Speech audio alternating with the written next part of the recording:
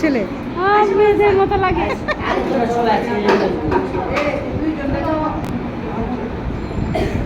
সব টিচার কাকে দাও তারপর আমি দাও আগে মারে দাও, এরপরে আমরা খাবো। সমস্যা নেই, তোমার দিয়ে খাবো। সবাই দাও। তুলছেন আমার তুলছেন না? ওই একসাথে লেগে বলে বলছিলাম তো আমি।